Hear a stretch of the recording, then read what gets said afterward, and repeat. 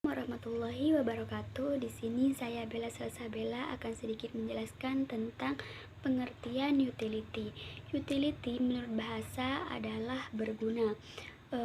Jadi utilitas itu dimaknai sebagai kegunaan barang yang dirasakan oleh seorang konsumen ketika mengonsumsi suatu barang. Jadi pengertian utilitas itu adalah manfaat yang diperoleh karena mengonsumsi barang. Utilitas itu sendiri merupakan ukuran manfaat suatu barang yang dibandingkan dengan alternatif penggunaannya. Utilitas itu sendiri adalah rasa kesenangan ataupun kepuasan yang timbul karena konsumsi. Utilitas yang muncul karena mengonsumsi suatu barang tergantung pada selera yang merupakan perilaku kesukaan dan ketidaksukaan dalam mengonsumsi. Jadi, kalau kepuasan terhadap suatu bendanya itu semakin tinggi, maka semakin tinggi pula nilai gunanya. Sebaliknya, bila kepuasannya terhadap suatu barang tersebut rendah, maka semakin rendah pula nilai gunanya.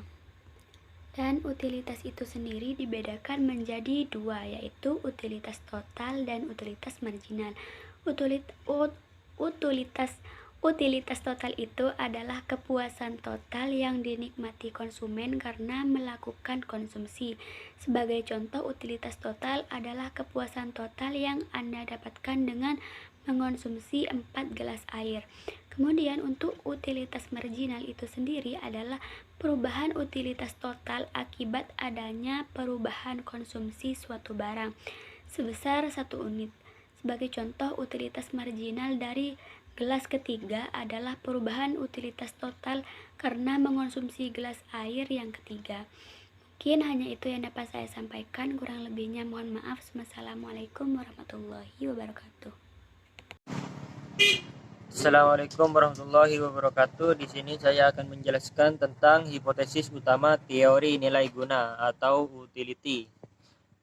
Hipotesis utama teori nilai guna atau lebih dikenal sebagai hukum nilai guna marginal yang semakin menurun menyatakan bahwa tambahan nilai guna yang diperoleh seorang dari mengkonsumsikan sesuatu barang akan menjadi semakin sedikit apabila orang tersebut terus-menerus menambah konsumsinya ke barang tersebut.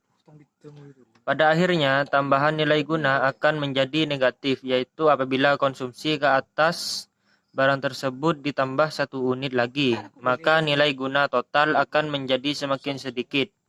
Pada hakikatnya, hipotesis tersebut menjelaskan bahwa pertambahan yang terus-menerus dalam mengkonsumsi suatu barang tidak secara terus-menerus menambah kepuasan yang dinikmati orang yang mengkonsumsinya. C. Kuantifikasi utility.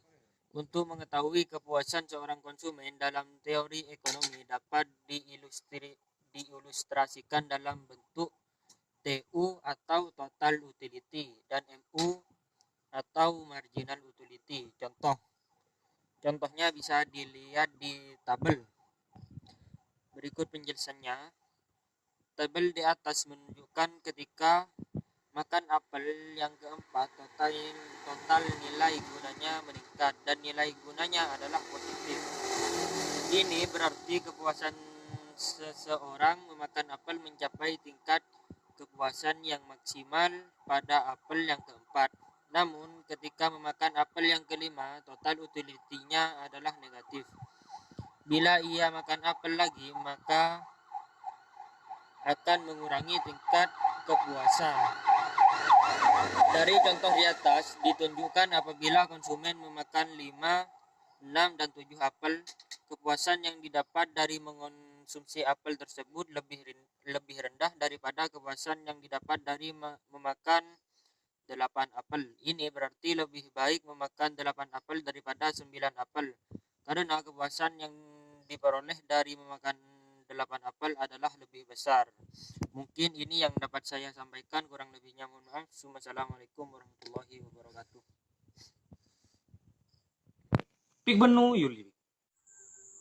Yang selanjutnya yaitu teori pendekatan kardinal dan ordinal. Teori kardinal dengan menggunakan pendekatan nilai absolut adalah teori yang menyatakan bahwa kegunaan dapat dihitung secara nominal sebagaimana kita menghitung berat dengan gram, panjang dengan sentimeter. Sedangkan satuan untuk ukuran kegunaan atau utility adalah util.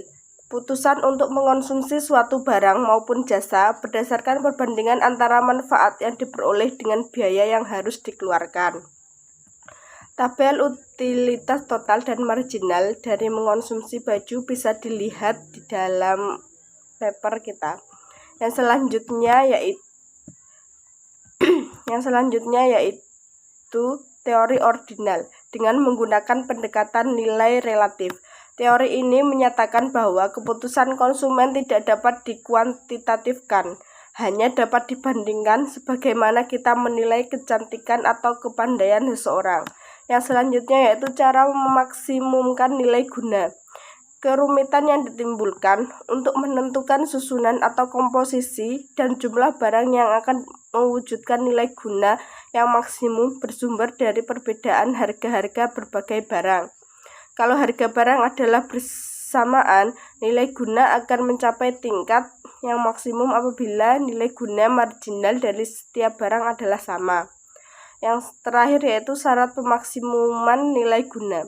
Dalam keadaan di mana harga-harga berbagai macam barang adalah berbeda, syarat yang harus dipenuhi agar barang-barang yang dikonsumsikan akan memberikan nilai guna yang maksimum adalah setiap rupiah yang dikeluarkan untuk membeli unit tambahan berbagai jenis barang akan memberikan nilai guna marginal yang sama besarnya. Mungkin hanya itu, kurang lebihnya mohon maaf.